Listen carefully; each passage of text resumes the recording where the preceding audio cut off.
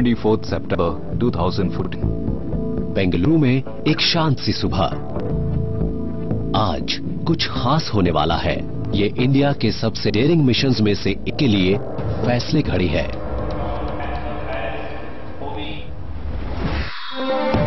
ये है मार्स तक होने वाली इसकी पहली इंटरप्लैनेटरी जर्नी। बेंगलुरु के मिशन कंट्रोल रूम में प्राइम मिनिस्टर श्री नरेंद्र मोदी अपनी आंखों के सामने हिस्ट्री को अनफोल्ड होता देख रहे हैं। भारत के स्पेस रिसर्च ऑर्गेनाइजेशन के टॉप बॉसेस के राधाकृष्णन और एएस किरण कुमार इस मिशन की प्रोग्रेस पर बेहद खामोशी से नजर रख रहे हैं।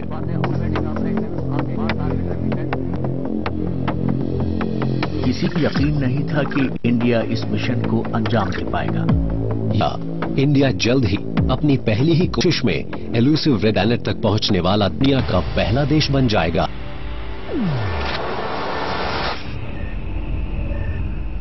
लेकिन इस एक्साइटमेंट से भरे मोमेंट को और भी ज्यादा ड्रामेटिक बनाती है ये बात कि मार्शियन ऑर्बिट में दाखिल होने वाले अहम पलों के दौरान स्पेसक्राफ्ट मंगलयान मार्स के पीछे पहुंच जाएगा और धरती से नजर नहीं आएगा, जिससे मिशन टीम के साथ उसका सारा कम्युनिकेशन खत्म हो जाएगा।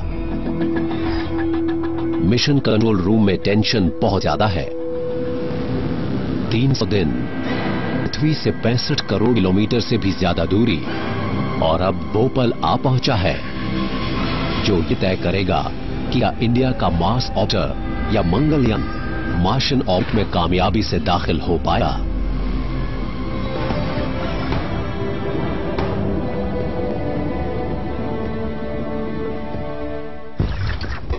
दो साल पहले बेंगलुरु, साउथ इंडिया। इसे साइंस और इनोवेशन का एक हॉटबेड कहा जा सकता है। ये है इंडिया की सिलिकॉन वैली। ये इंडिया की स्पेस सिटी भी है। यहाँ देश के कई स्पेस सेंटर्स मौजूद हैं। ISRO telemetry tracking and command network, ISRO satellite integration and test establishment. Mars के लिए इंडिया के एडवेंचर की शुरुआत 2012 में हुई थी, जब इंडिया के स्पेस साइंटिस्ट्स ने मार्स पर एक ऑर्बिटर भेजने के लिए एक एम्बिशियस प्लान के बारे में सोचा। ये इंडिया की पहली इंटरप्लैनेटरी जर्नी होने वाली थी। कामयाब होने पर मार्स तक पहुंचने वाली दुनिया की चौथी स्पेस एजेंसी और एशिया में पहला देश बनने वाला था। अभी हाल ही में हमारी कैबिनेट ने मार्स ऑर्बिटर मिशन को मंजूरी दी। इस मिशन के तहत भारत का अंतरिक्ष यान मंगल ग्रह के पास जाकर महत्वपूर्ण वैज्ञानिक जानकारी इकट्ठा करें। मुझे लगता है कि 21st सेंचुरी में कई फ्रंट्स पर इंडिया और चाइना के बीच एक एशियन स्पेस रेस शुरू होगी, और कम से कम मार्स पहुंचने में इंडिया के पास वो अपॉर्चुनिटी है जिससे वो चाइना से आगे निकल जाएगा। 2011 में जब चाइनीज मिशन फेल हुआ, उस वक्त इंडिया के पास उससे आगे निकलने का एक मौका था। Satish Dhawan space centre, Sriharikota, India. 2013 में इंडिया ने मार्स तक एक ऑर्बिटर भेजने के प्लान को एक्शन में बदलना शुरू किया। इसरो यानी इंडियन स्पेस रिसर्च ऑर्गेनाइजेशन के साइंटिस्ट्स ने PSLV को एक लॉन्च व्हीकल के तौर पर चुना, क्योंकि ये इंडिया के सबसे भरोसेमंद रॉकेट्स में से एक है। PSLV C-25 रॉकेट की ऊंचाई किसी 15 मंजिला इमारत जितनी है, लेकिन इतना बड़ा साइज होने के बावजूद इसमें इतनी ताकत नहीं थी कि ये मंगलयान को सीधे ही मार्स तक भेज सके। ऐसे में उन्हें इतने पावरफुल रॉकेट की जरूरत थी जो स्पेसक्राफ्ट को पृथ्वी के स्फीयर ऑफ इन्फ्लुएंस से निकालकर सीधे मार्स की तरफ ले जाए। और ये ज्यादा पावरफुल रॉकेट था GSLV। इस मामले में दिक्कत सिर्फ ये थी कि ये अब भी डेवलप और टेस्ट हो रहा था, लेकिन साइंटिस्ट्स इस मिशन में और देरी नहीं कर सकते थे। V.R. मूर्ति ने मार्स तक की इंडिया की जर्नी की काबिलियत को इवैल्यूएट किया। वो इसकी वजह बता रहे हैं। ये मॉडल है अर्थ, मार्स और सन का, और हम जानते हैं कि प्लैनेट्स सन के चारों तरफ अलग अलग रफ्तार से घूम रहे हैं, और कॉम्प्लेक्स कैलकुलेशन से पता चलता है कि हमारे लिए मार्स तक जाने के लिए तकरीबन डेट होगी 24 सितंबर 2014, और अगर हम ये मौका चूकते हैं तो हमें अगला मौका 26 महीने के बाद मिलेगा। तो हमने डिसाइड किया कि हम इसी डेट को जाएंगे जो हमने कैलकुलेट की है, on Mars on 24th September 2014. इसका मतलब था कि मंगलयान को पृथ्वी की ऑर्बिट को एकदम सही वक्त पर छोड़कर मार्स के सफर के लिए आगे बढ़ना था और मार्स के ऑर्बिट में दाखिल होना था 24 सितंबर 2014 को। यानी मार्स यहां पर होगा और मंगलयान यहां पर होगा। अगर हम जल्दी लॉन्च करते हैं तो मंगलयान मार्स से आगे पहुंच जाएगा और अगर देर से लॉन्च करते हैं तो मंगलयान पीछे रह जाएगा और दोनों ही मामलों में ये मिशन फेल हो जाएगा। मंगलयान को इस क्रूशल विंडो में ही लॉन्च किया जाना था, तो ये जिम्मेदारी पीएसएलवी और इसरो साइंटिस्ट्स के कंधों पर ही आई, जिन्हें अब एक इनोवेटिव फ्लाइट प्लान तैयार करना था। अगर हम एक अनोखा मिशन डिजाइन बना पाते हैं तो इंडिया खुद के पीएसएलवी के जरिए ही स्पेसक्राफ्ट को लॉन्च कर पाता। एंड वी डिसाइडेड कि ये एक टेक्नोलॉजी मिशन होने वाला है जो साबित कर देगा कि इंडिया मार्स के ऑर्बिट में भी स्पेसक्राफ्ट भेज सकता है। और जो प्लान पेश किया गया वो काफी डेयरिंग था और इंडिया ने पहले कभी इसे ट्राई नहीं किया था। साइंटिस्ट्स एक ऐसा बड़ा मास ऑर्बिटर बनाने वाले थे जो भारत द्वारा अब तक बनाए गए सबसे फास्ट और इंटेलिजेंट स्पेसक्राफ्ट्स में से एक था और फिर इसे पीएसएलवी पर लोड किया जाना था। इसे पहले अर्थ के ऑर्बिट में लॉन्च किया जाने वाला था। इसके बाद साइंटिस्ट्स इसे पृथ्वी के चारों तरफ घुमाते, धीरे धीरे की वेलोसिटी बढ़ाते और इस ऑर्बिट लेवल्स को इतना बढ़ाते कि इसकी रफ्तार पृथ्वी के स्फीयर ऑफ इन्फ्लुएंस से अलग हो जाने लायक बन जाती। फिर इसे मार्स के रास्ते पर बढ़ाया जाता और ये लगभग 300 दिन में 65 करोड़ किलोमीटर से ज्यादा का फासला तय करता। मंगलयान स्पेस में 20 किलोमीटर पर सेकेंड से ज्यादा की स्पीड पर जाने वाला था। अर्थ पर इतनी स्पीड से सफर करके करीब 9 मिनट में ही नई दिल्ली से न्यूयॉर्क पहुंचा जा सकता है। मंगलयान इतनी ही रफ्तार से मार्स की तरफ जाने वाला था। इसके बाद रेड प्लैनेट की सतह के करीब 500 किलोमीटर नजदीक पहुंचकर मार्स ऑर्बिट में दाखिल होने वाला था। मार्स ऑर्बिटर मिशन के पूरे इंडिया में सेंटर्स थे और हरी झंडी मिलने पर वो इस चुनौती भरी इंटरप्लैनेटरी जर्नी को अंजाम देने के लिए 24 घंटे काम कर लगते। बेंगलुरु के इसरो सेंटर्स ने मंगलयान को डिजाइन किया, बनाया और टेस्ट किया। अहमदाबाद में इसे कैमरा और साइंटिफिक इंस्ट्रूमेंट्स बनाए गए और इसे लॉन्च किया जाना था श्रीहरिकोटा से। बियालालू के डीप स्पेस एंटेना इसके कम्युनिकेशन को ट्रैक करने वाले थे और बेंगलुरु का मिशन कंट्रोल रूम इसे मॉनिटर और नेविगेट करता। मंगलयान की ड्रीम टीम में ऐसे जाने माने स्पेस साइंटिस्ट थे जिन्होंने पिछले 3 से 4 डेकेड्स में भारत के कई सैटेलाइट मिशंस में काम किया था। के राधाकृष्णन लॉन्च के वक्त इसरो के चेयरमैन थे और मार्स के इंडिया मिशन के लिए अहम रोल निभा रहे थे। एएस किरण कुमार को सैकड़ों वर्स्ट केस सिनेरियोस के बारे में सोचना था। उनकी सबसे बड़ी चिंता फ्यूल के इस्तेमाल को लेकर थी। एम अन्नादुरई ने इंडिया के पहले मून मिशन चंद्रयान 1 को लीड किया था।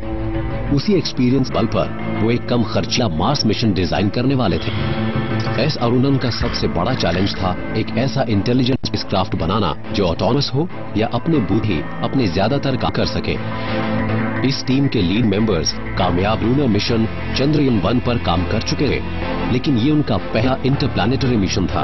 उनकी साइंटिफिक एक्सपर्टीज की टेस्टिंग हर मोड़ पर नहीं थी। चंद्रयान के लिए हमने जो किया उसे ग्रेजुएशन कहा जा सकता है और चंद्रयान से मार्स तक को कह सकते हैं पोस्ट ग्रेजुएशन, यानी एक अगले कदम जैसा है। मतलब पहले सीखी गई हर चीज को इस्तेमाल किया गया चंद्रयान में, फिर मार्स में, मतलब इसका पूरा फायदा हुआ। 1335 किलोग्राम वजन वाला Mars orbiter satellite elliptic orbit में एंटर करेगा। लॉन्च सेंटर में काफी गहमा-गहमी है। साइंटिस्ट को इस लिफ्ट ऑफ के हर पहलू की निगरानी और मंगलयान के 300 दिन से ज्यादा की स्पेस जर्नी को लगातार ट्रैक करना होगा। उन्हें हर स्टेज पर इंफॉर्मेशन चाहिए होगी और इंडिया अकेले ये काम नहीं कर सकता। इस ट्रैक के लिए एक बहुत बड़ी जरूरत ये थी कि हमें कंट्रोल सपोर्ट के लिए लगातार मास डेटा मिलता रहे। तो हमने पूरी दुनिया में अलग अलग ग्रहों पर 32 antenna ground station support establish की। लॉन्च के दौरान श्रीहरिकोटा, पोर्ट ब्लेयर, ब्रुनाई और इंडोनेशिया के ग्राउंड स्टेशंस रॉकेट को ट्रैक करके डेटा को मिशन टीम तक रिले करने वाले थे, लेकिन जब रॉकेट साउथ पैसिफिक ओशन के ऊपर पहुंचता तो ग्राउंड स्टेशंस उसे ट्रैक नहीं कर पाते और मिशन टीम बिना कम्युनिकेशन के कुछ नहीं कर पाती। काफी सोच विचार के बाद आखिर एक सोल्यूशन सामने आया। पावरफुल एंटेना के साथ 2 शिप को पैसिफिक में तैनात किया जाना था और वही दोनों लॉन्च के इस हिस्से इंफॉर्मेशन भेजने वाले थी। लेकिन तभी टीम के सामने पहली मुश्किल आई। खराब मौसम की वजह से एक शिप समय पर अपनी लोकेशन पर नहीं पहुंच सकी। लॉन्चर के प्रिपरेशन में देरी हो गई। वजह ये थी कि शिप को जिस लोकेशन पर होना चाहिए था वो वहां पहुंची नहीं, क्योंकि पैसिफिक में मौसम बहुत खराब हो गया था। ये अच्छी खबर नहीं थी कि मिशन टीम के पास मंगलयान को लॉन्च करने के लिए वक्त बहुत कम था। खराब मौसम की वजह से ओरिजिनल लॉन्च प्लान में रुकावट आ गई और साइंटिस्ट्स को लिफ्ट ऑफ से पहले ही एक प्रॉब्लम का सामना करना पड़ा।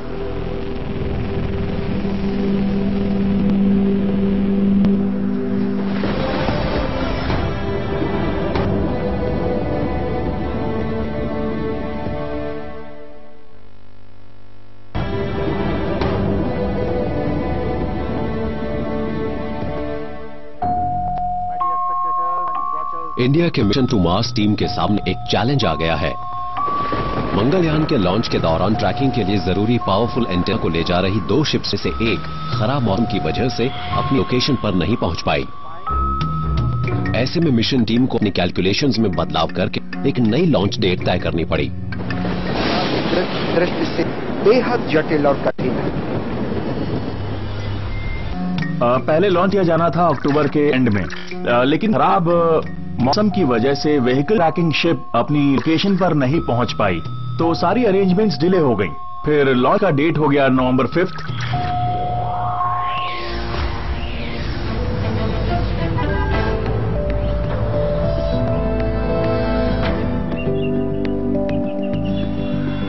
श्रीहरिकोटा के इन बच्चों के लिए तो आसमान में उड़ते रॉकेट्स को देखना एक आम सी बात होगी, लेकिन नवंबर की दोपहर लिफ्ट ऑफ करने वाला रॉकेट हिस्ट्री बनाने वाला है, क्योंकि ये भारत के पहले इंटरप्लैनेटरी मिशन मंगलयान को लॉन्च करेगा, जो इंडिया की तरफ से मार्स का ऑर्बिटर होगा। 5 नवंबर 2030 Satish Dhawan launch centre, Sriharikota, India.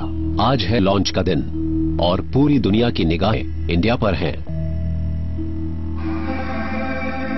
किसी को यकीन नहीं था कि इंडिया इस मिशन को अंजाम दे पाएगा, तो हमने जब लॉन्च की डेट अनाउंस भी कर दी थी तब भी एक क्वेश्चन मार्क सबके दिमाग में मौजूद था। कोई भी हमें सीरियसली नहीं ले रहा था। तो जब लॉन्च एक्चुअली हो गया तब उन्हें यकीन हुआ कि वाकई एक सैटेलाइट को तैयार करके लॉन्च किया जा चुका है। इसमें आपको सीधे लिए चलते हैं रॉकेट बहुत ही नजदीक, जहां साइंटिस्ट्स ब्लास्ट ऑफ की तैयारी में थे। अपनी तैयारी में आरंभ करते हैं। 10, 9, 8, 7, 6, 5, 4, 3, 2, 1, 0, +1, 2.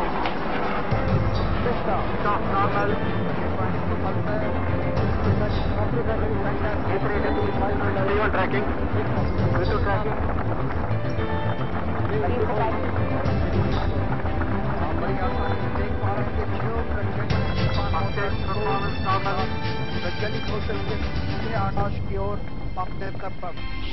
श्रीहरिकोटा, पोर्ट ब्लेयर, ब्रुनाई और इंडोनेशिया के स्टेशन सिग्नल भेजने लगे, जिससे लॉन्च के पहले 3 फेज की कामयाबी कंफर्म हो गई। रॉकेट इसके बाद 26 मिनट तक साउथ पैसिफिक ओशन के ऊपर क्रूज करता रहा और किसी भी ग्राउंड स्टेशन को 10 मिनट तक उसके सिग्नल नहीं मिले। इसके बाद आया क्रुशियल 4th स्टेज, जब मंगलयान लॉन्च व्हीकल से अलग हुआ और ऑर्बिट में पहुंच गया।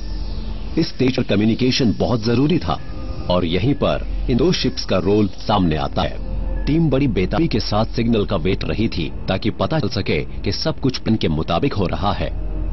पहली शिप की नजर रॉकेट इंजन के इग्निशन पर थी। कुछ मिनट बाद दूसरे शिप ने क्राफ्ट सेपरेशन को मॉनिटर किया। मंगलयान आखिरकार अर्थ के एलिप्टिकल ऑर्बिट में पहुंच गया। हमने बहुत ही एक्यूरेट ऑर्बिट अचीव कर ली है। कमांड सेंटर में हर तरफ खुशी छा गई। 16.4 के बाद और इस समय हम 2026 भारत के मार्स मिशन में मीडिया की दिलचस्पी को देखते हुए कमांड सेंटर के एक्शन को टीवी पर लाइव दिखाया गया, सोशल मीडिया पर भी इसे शेयर किया गया। पूरी दुनिया ने इसे देखा। मुश्किल होता है, इतनी घड़ी बहुत महत्वपूर्ण। हम आप सभी दर्शकों को बहुत बहुत बधाई देते हैं। हम क्लियर थे कि ये कॉम्प्लेक्स मिशन है और हमें यही बात पूरी कंट्री को भी बतानी थी। हमने सोशल मीडिया को यूज किया। देश की यंग जनरेशन में साइंस पर, इस टॉपिक पर डिस्कशन किया गया और देखिए आज तक हमें 10 लाख लाइक्स मिल चुके हैं। इधर इंडिया अपने मार्स ऑर्बिटर के कामयाब लॉन्च का जश्न मना रहा था, तो उधर अमेरिका ने भी अपने मार्स मिशन मेवन को लॉन्च कर दिया।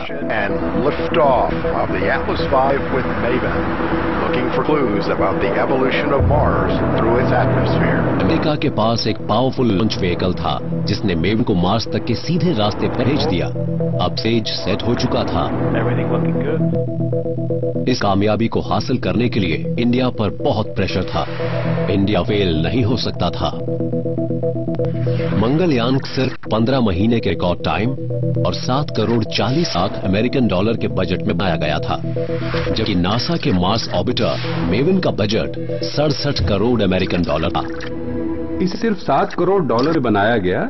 इससे न सिर्फ पैसे की भारी बचत हुई, बल्कि पूरी दुनिया के लिए इंटरप्लैनेटरी मिशंस को नई नजर से देखने का रास्ता भी खुला, जिन पर 10 करोड़ डॉलर से कम लागत आती है।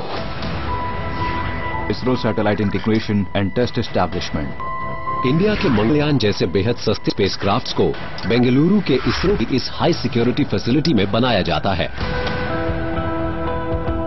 साइंटिस्ट खास तौर पर डिजाइन किए गए एक क्लीन रूम में काम करते हैं। धूल मार्स ऑर्बिटर जैसे डीप स्पेस सैटेलाइट्स की एक बहुत बड़ी दुश्मन होती है। धूल का एक जरा सा कण सिस्टम को जैम करके बड़ी तबाही पैदा कर सकता है। मंगलयान एक बहुत ही छोटा चौकोर यान है। ये किसी ऑटो रिक्शा से जरा छोटा, लेकिन उससे 3 गुना वजन होता है। मंगलयान पर लगे सिस्टम्स मिनिएचर्ड और हल्के वेट के होते हैं। आपको चीजें छोटी चाहिए क्योंकि उन्हें आपको दूर से दूर भेजना होता है। बेसिकली इसमें मिनिएचराइजेशन का लेवल बहुत हाई होता है, जिससे पहले कभी ट्राई नहीं किया गया है। मंगलयान का ब्रेन एक बेहद इंटेलिजेंट सिस्टम होता है, जिसके जरिए ये करोड़ों किलोमीटर दूरी से मिशन टीम से बात करता है और खुद ब खुद काम भी करता है। सोलर पैनल्स इस ब्रेन को पावर देंगे, लेकिन बैकअप के लिए इसमें एक लिथियम आयन बैटरी भी है। इसके हाई पावर्ड एंटेना डायरेक्शन अर्थ की तरफ होगी ताकि ये मैसेजेस को सेंड और रिसीव कर सके। स्टार सेंसर्स और जायरोस्कोप्स नेविगेशन एड की तरह काम करके ऑर्बिटर को उसके सही रास्ते पर बनाए रखते हैं। इसके 5 इंस्ट्रूमेंट्स मार्स के बारे में साइंटिफिक इंफॉर्मेशन धरती पर भेजेंगे। इसका इंजन लिक्विड फ्यूल से चलता है। इसे इस फ्यूल का इस्तेमाल बहुत ध्यान से करना होता है। 61 करोड़ किलोमीटर से भी लंबी यात्रा के दौरान इसके पास दोबारा फ्यूल लेने के लिए कोई जगह नहीं होगी और मिशन टीम के लिए ये उसके सबसे बड़े चैलेंजेस में से एक था। कामयाब लॉन्च के बाद मंगलयान को पृथ्वी के पास एक इलिप्टिकल ऑर्बिट में रखा गया है। अगले 25 दिनों के दौरान साइंटिस्ट्स मंगलयान के इंजन को 6 बार चालू करेंगे ताकि इसका ऑर्बिट बढ़ता जाए और इसकी वेलोसिटी इतनी हो जाए कि पृथ्वी के स्फीयर ऑफ इन्फ्लुएंस से निकल सके। मंगलयान के मामले में हम क्या किया मैं आपको दिखाता हूँ। मान लीजिए वो रेड बॉल मंगलयान है। हम इसे अर्थ के इर्द गिर्द बड़े और तेज लूप्स घुमाएंगे जब तक इसकी वेलोसिटी काफी तेज ना हो जाए, और जब हमें वो वेलोसिटी मिल जाएगी हम इसे मार्स की तरफ बढ़ा देंगे। हर स्टेज पर गलती की गुंजाइश कम हो जाती है क्योंकि फ्यूल को बर्बाद नहीं किया जा सकता। मंगलयान पृथ्वी के इर्द गिर्द ऑर्बिट को बढ़ाने से जुड़े 3 ऑपरेशंस पूरे कर चुका है और हर एक ऑपरेशन पहले से बड़ा है। तभी साइंटिस्ट्स के सामने एक और रुकावट आ जाती है। चौथी बार जब इंजन को फायर किया गया तो उसने अनपरफॉर्म किया और वो तय वेलोसिटी तक नहीं पहुंच पाया। इसका मतलब है कि मंगलयान को इस मिशन को पूरा करने के लिए एक्स्ट्रा फ्यूल इस्तेमाल करना पड़ेगा। PS किरण को मैथमेटिकल मॉडलिंग में महारत हासिल है और उसी की वजह से वो मार्स के साथ मंगलयान की मुलाकात के लिए एक सही रास्ता बना पाए। उन चिंता थी कि इस तरह की रुकावटें मार्स से मंगलयान की मुलाकात पर असर डालती हैं। मेन इंजन बंद हो गया था किसी ऑनबोर्ड लॉजिक की वजह से। तो हुआ ये कि हम उस मैनूवर में उतनी वेलोसिटी नहीं जनरेट कर पाए जितनी हमें जरूरत थी। इस पूरे मिशन के दौरान हमारी सारी प्रॉब्लम्स खासतौर पर एक ही वजह से पैदा हुई और वो था अमाउंट ऑफ फ्यूल जो क्राफ्ट कैरी करता। अगर कोई गड़बड़ होती तो करेक्शन और रिकवरी के लिए फ्यूल का जो अमाउंट बचता उससे शायद हम कभी मार्स तक न जा पाते। काफी बातचीत के बाद टीम ने एक और बार इंजन को फायर करने के बारे में सोचा ताकि मंगलयान उतनी वेलोसिटी पकड़ सके जितनी की जरूरत थी। स्पेस साइंटिस्ट टेंशन में हैं, लेकिन वो भी शांति से इस प्रोटोकॉल का पालन करते हैं। उस वक्त हमारे सामने कई सिनेरियो मौजूद थे और ऐसे करीब 250 रीजन थे जो शायद हमें इस मिशन में नाकाम कर सकते थे। तो अगर इनमें से किसी भी वजह से हम फेल होते तो हम उसे करेक्ट भी कर सकते थे। हम इसमें फ्यूल की मदद ले सकते थे। तो बाकी की ट्रैवलिंग और क्राफ्ट को मार्स तक भेजने के लिए इसमें काफी फ्यूल था। एक बार फिर इंजन चालू करने की कोशिश में मिली कामयाबी से मंगलयान ने कमी को पूरा कर लिया और करेक्शन कामयाब रहा।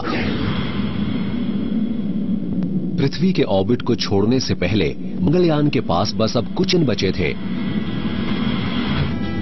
और एक फेयरवेल मैसेज के तौर पर इसने अपनी पहली पिक्चर पृथ्वी पर भेजी।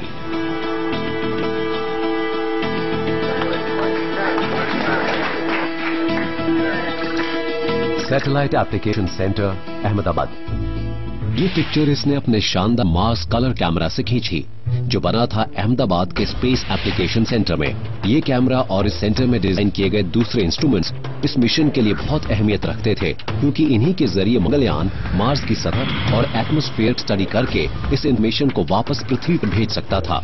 स्पेस रिसर्च के लिए ये सारी high and engineering innovation local talent नहीं थी। हमें ऐसे पेलोड्स डिजाइन करने थे जो मास और पावर के बजट में फिट हो सकें। ये बहुत बड़ा चैलेंज था। तो हमने very state of the art components और एलिमेंट्स थे ताकि हमारा इंस्ट्रूमेंट लाइट वेट हो और यूज करे लो पावर। मंगलयान पृथ्वी को गुड बाय कहने और मार्स की तरफ आगे बढ़ने की तैयारी में था। ट्रांसमार्स इंजेक्शन मनूवर को हमने प्लान करके एग्जीक्यूट किया। मैं कहूंगा कि एक ऑपरेशन के तौर पर ये काम परफेक्ट रहा। इंजन को फायर किया गया और इसके कारण मंगलयान पृथ्वी के ऑर्बिट से बाहर निकलकर मार्स तरफ अपनी इंटरप्लैनेटरी जर्नी पर रवाना हो गया। इंडिया की स्पेस हिस्ट्री में एक नए चैप्टर की शुरुआत हो गई थी।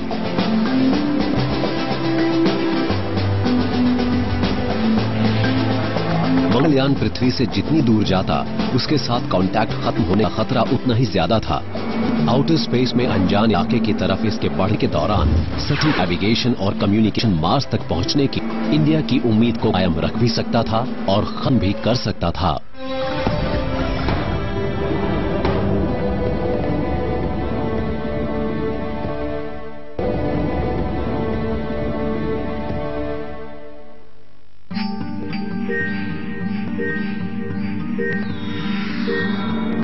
इंडिया का मार्स ऑर्बिटर मंगलयान अब 20 किलोमीटर प्रति सेकंड से भी ज्यादा की स्पीड पर मार्स की तरफ बढ़ रहा था। साइंटिस्ट को लगता है कि मार्स पर जीवन की शुरुआत से जुड़े कुछ सीक्रेट्स मौजूद हो सकते हैं। और देखिए, ये भी माना जाता है कि कुछ डिकेड्स बाद इंसान मार्स पर अपनी बस्तियां भी बसा पाएगा। फ्यूचरिस्ट्स मार्स के पृथ्वी के नजदीक होने की वजह से इसमें दिलचस्पी रखते हैं। कई मायनों में ये एक छोटी पृथ्वी जैसा है। इसकी सतह काफी कुछ पृथ्वी जैसी है और इसके एक दिन की अवधि 24 घंटे से थोड़ी ज्यादा है। मार्स पर एक साल पृथ्वी के 2 साल के बराबर होता है और मार्स पर वजन पृथ्वी के मुकाबले लगभग 1/3 कम होता है। पृथ्वी की ही तरह यहाँ वोल्केनोज, कैनियंस और पोलर आइस कैप्स भी हैं। यही बात स्पेस साइंटिस्ट्स को एक्साइट करती है कि वहाँ फ्यूचर में कॉलोनीज बसाई जा सकती हैं। Former president APJ Abdul Kalam ने मुझसे कहा था, earth, moon and Mars are all part of one industrial complex. उन्हें लगता था कि मून पर भी माइनिंग होगी, मार्स पर भी माइनिंग होगी और ह्यूमन रेस बड़ी ही आसानी के साथ अर्थ, मून और मार्स के बीच ट्रेवल किया करेगी। मंगलयान पृथ्वी के ऑर्बिट को छोड़ने के बाद मार्स की तरफ बढ़ते वक्त करीब फ्रिक्शनलेस वैक्यूम में है। इसके इंजन को स्विच ऑफ कर दिया गया है और इसे 300 दिन बाद तब चालू किया जाएगा जब ये मार्स के नजदीक पहुंचेगा। मंगलयान एक अनजान और एक्सट्रीम एनवायरनमेंट में है। क्योंकि ये सूरज से दूर होता जा रहा है, इसे शून्य से भी 150 डिग्री सेल्सियस नीचे के टेम्परेचर का सामना करना पड़ सकता है।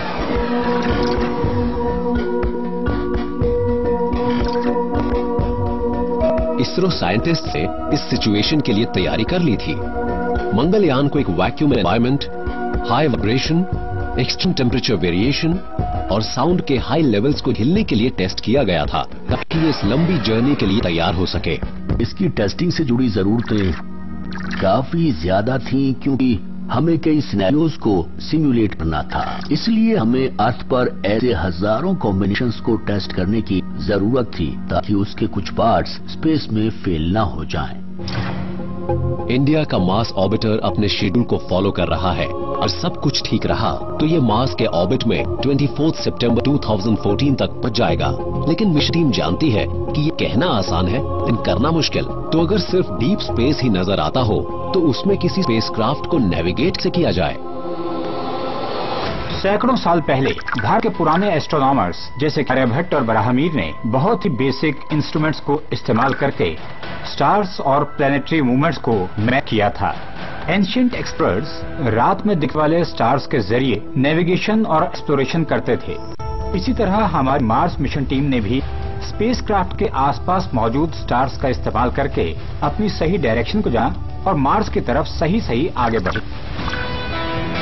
और इस टीम को लीड किया नंदिन हरिनाथ और ऋतु परिधल ने, जो पावर और कम्युनिकेशन मॉनिटर करती हैं और मंगलयान को सही रास्ते पर बनाए रखती हैं।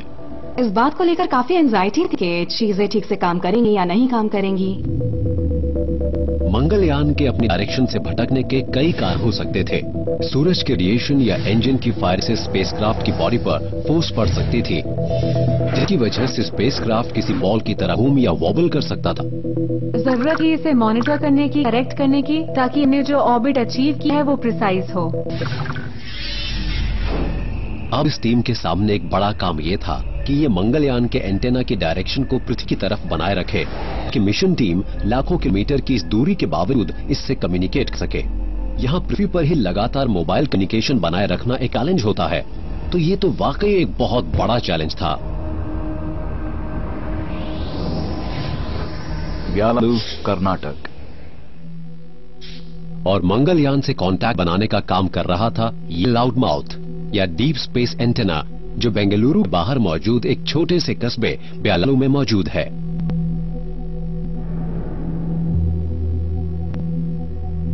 ये एंटेना असल में बेहद सेंसिटिव कान कहा जा सकता है। And a loud mouth antenna का मतलब है बहुत ही ज्यादा नॉइज के बावजूद किसी कमजोर सिग्नल को करने की काबिलियत वाला एंटेना। इसके जरिए हम बेहद वीक सिग्नल को भी पकड़कर डिकोड कर पाते हैं। At the same time we have to pump an extra very high power level जो हम ग्राउंड स्टेशन से भेजते हैं। मंगलयान पोजीशन के हिसाब से उसे कोई मैसेज भेजने या रिसीव करने में 8 से 43 मिनट के बीच का वक्त लगता है। पृथ्वी से कोई मैसेज भेजने के लिए ये एंटेना 20 किलोवाट पावर इस्तेमाल करता है, यानी मस्त तक काफी जोर की आवाज निकालनी पड़ती है। इधर बेंगलुरु के मिशन कंट्रोल रूम में काउंटडाउन शुरू हो चुकी है। मंगलयान अब मार्स के नजदीक पहुंच रहा है। पिछले कुछ महीनों के दौरान साइंटिस्ट्स ने मंगलयान के रास्ते को सुधारा है, उस स्पीड को एडजस्ट किया है और उसके कंट्रोल्स को चेक और क्रॉस चेक भी किया है। खास पल अब आने ही वाला है जब मंगलयान मार्स के ऑर्बिट में दाखिल होगा, लेकिन सफर का ये हिस्सा चैलेंज से भरा है। मिशन टीम पर बहुत प्रेशर है और एक चीज को लेकर ये चिंता में भी है, ये है मंगलयान का इंजन। इसी इंजन को करीब 9 महीने के ट्रैवल करने के बाद फिर से काम शुरू करना होगा। मंगलयान 20 किलोमीटर पर सेकेंड से भी ज्यादा की स्पीड पर फ्रिक्शनलेस वैक्यूम में अपने इंजन को चालू किए बिना आगे बढ़ता रहा है। इंजन को पिछली बार 300 दिन पहले चालू किया गया था ताकि मंगलयान की स्पीड बढ़ाकर उसे पृथ्वी की स्फीयर ऑफ इन्फ्लुएंस से निकाला जाके इसे अब मार्स ऑर्बिट में दाखिल होने के लिए दोबारा चालू करना होगा। सबसे बुरा होता कि वो नजदीक से निकल जाता या शायद हम उसे मार्स के ऑर्बिट में कैप्चर ही ना कर पाते। अब ये एक चक्कर काट कर दोबारा मार्स के स्फीयर ऑफ इन्फ्लुएंस से बाहर ही निकल जाता। वर्षों की कड़ी मेहनत और प्लानिंग, दिन रात की केयरफुल ट्रैकिंग के बाद अब वो पल आ पहुंचा है जहां इन लोगों के सामने ढेर सी मुश्किलें खड़ी हैं। क्या इंजन अहम वक्त पर चालू हो पाएगा ताकि मंगलयान कामयाबी से मार्स के ऑर्बिट में दाखिल हो सके? सैटेलाइट इतने दिन जैसे एक कोमा में था और फिर इसे जगाया जाना था। तो इसकी तुलना आप रामायण में मौजूद कुंभकर्ण से कर सकते हैं, जो हमेशा सोता रहता है, जब जागता है तो युद्ध के लिए तैयार।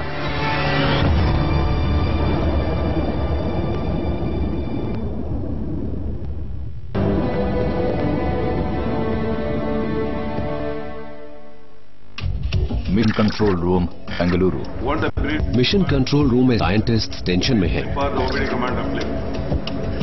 इंडिया का स्पेसक्राफ्ट मंगलयान प्लैनेट मार्स के ऑर्बिट में दाखिल होने की तैयारी कर रहा है। हर किसी को यही चिंता है कि जिस इंजन को तकरीबन 300 दिन पहले बंद किया गया था, क्या वो चालू हो पाएगा ताकि स्पेसक्राफ्ट अपने मिशन में कामयाब हो सके।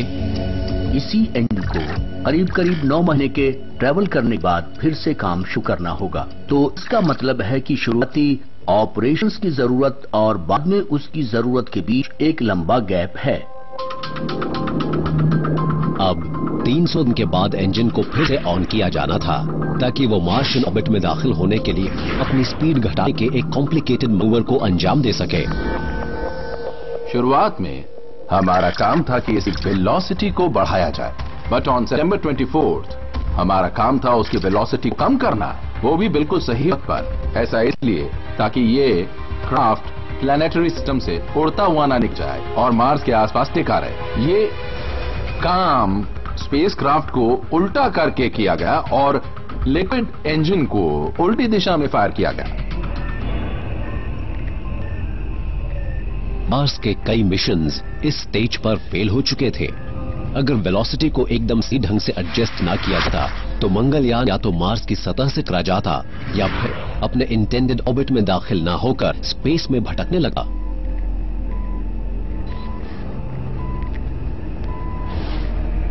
डी-डे मार्स ऑर्बिट इंसर्शन से 2 दिन पहले फैसला लिया गया कि इंजन को टेस्ट करके देखा जाए कि क्या वो स्टार्ट होता है।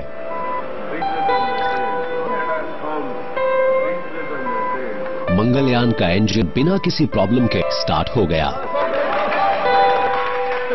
आखिरी ट्रेजेक्ट्री करेक्शन मैनूवर जो MOI से 41 घंटे पहले हुआ, तक किया गया कि मेन लैम इंजन को ट्राई किया जाए। उस दिन इंजन ने 4 सेकंड तक बढ़िया ढंग से परफॉर्म किया और जो हम पाना चाहते थे वो हमें मिल गया।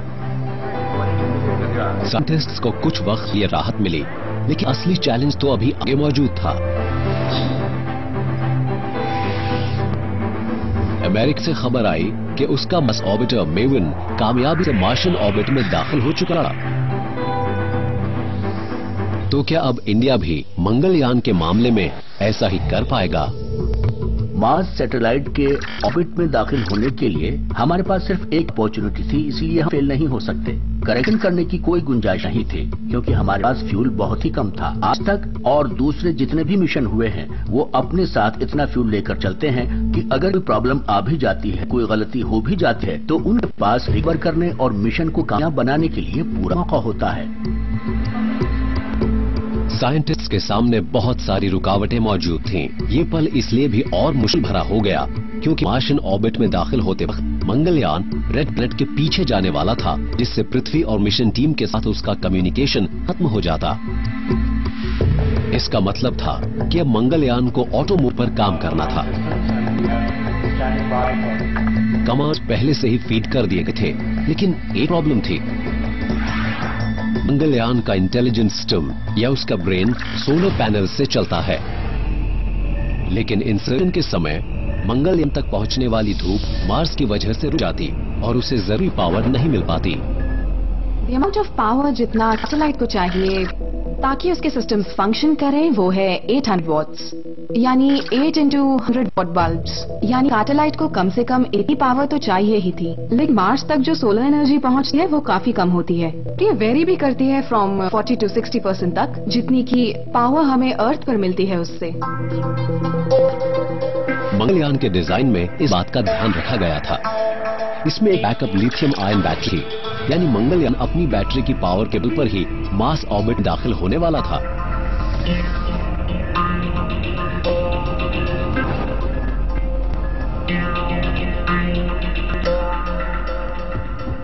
सैटेलाइट मार्स के पीछे आने वाली थी तो ये एक ऐसी स्थिति होती जिसे कहते हैं line of site non visibility. इसके अलावा ये एक्लिप्स में भी एंटर करती तो इसका पावर जनरेशन भी कम होता चला जाता। तो कहने का मतलब ये है कि सब बातें नेगेटिव थी। तो हमारा एक्सेस 4 मिनट के बाद खत्म हो जाता, विजिबिलिटी नहीं होती। तो मैं सबसे कहता रहा, prepare for the worst, hope for the best. तो बस यही हमारा मोटो रहा।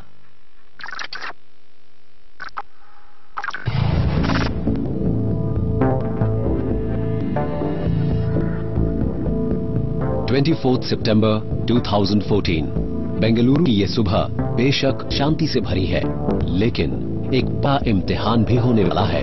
ये इम्तिहान है भारत के सबसे डेयरिंग मिशन में से एक का।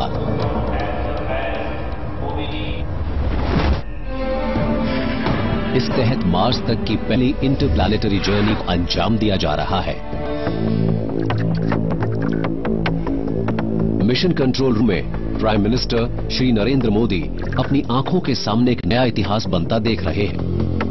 इंडिया के स्पेस रिसर्च ऑर्गेनाइजेशन के टॉप बॉसेस के राधाकृष्णन और एएस किरण कुमार खामोशी से इस मिशन की प्रोग्रेस पर नजर रखे हुए हैं।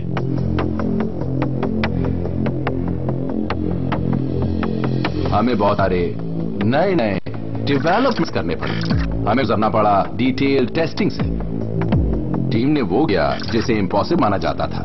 जैसे जैसे ये टीम काम करती गई, इसकी एनर्जी और बढ़ती गई और टीम सीखती गई और इवॉल्व होती गई। अप टू सितंबर 24 ये बहुत कुछ सीखने का फेज था। और सब मिशन कंट्रोल सेंटर में उस दिन देखा होगा the bubbling youth and the experienced elders सभी मिलजुल कर इस मिशन पर लगे हुए थे। प्लान ऑफ एक्शन को अमल में लाया जाने लगा। मंगलयान की स्पीड धीमी कर दी गई।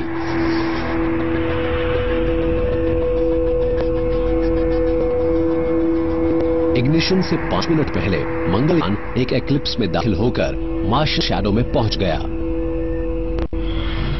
मार्स की वजह से ऑर्बिटर तक सूरज की रोशनी ना पहुंच पाने के कारण सोलर पैनल जरूरी पावर जनरेट नहीं कर पा रहे थे। ऐसे में मंगलयान ने अपनी लिथियम आयन बैटरी को स्विच ऑन किया। इस वक्त भी मंगलयान पृथ्वी से नजर आ रहा था। इंजन स्टार्ट हो गया, लेकिन 4 मिनट बाद मंगलयान मार्स के पीछे चला गया, जिस मिशन टीम के साथ उसका तमाम कम्युनिकेशन खत्म हो गया। अब अगला सिग्नल 25 मिनट बाद ही मिलने वाला था।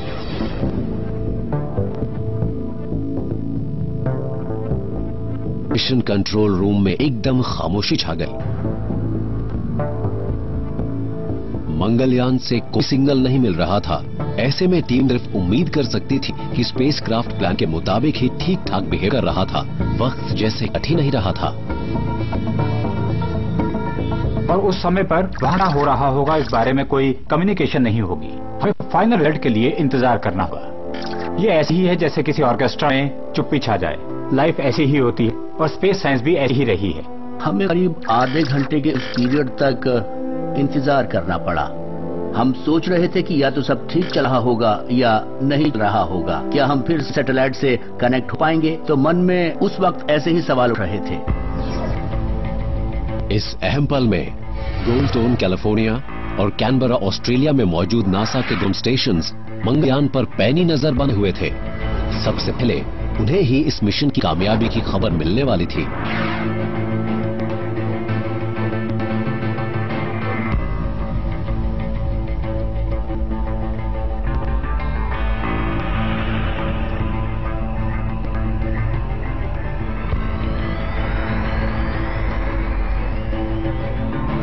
एक्लिप्स खत्म होते ही मंगलयान से पहला मैसेज आ गया।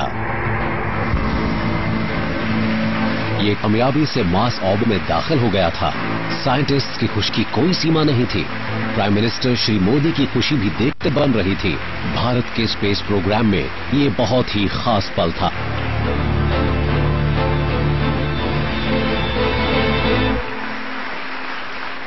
History has been created today. We have dared to reach out to the unknown and have achieved the near impossible. I congratulate all ISRO scientists as well as all my fellow Indians on this historic occasion. On that day of September 24th, school के बच्चे सुबह सुबह आ गए। उन्होंने इस पूरे launch को देखा और उनमें एक नया विश्वास भी पनपा। मेरे विचार में इस मिशन से जो सबसे बड़ा फायदा हुआ वो ये था कि ये जो यंग माइंड्स हैं उन्हें ये एहसास हुआ कि इंडिया कुछ ऐसा कर सकता है जिसे लोग अब तक इम्पॉसिबल समझते थे।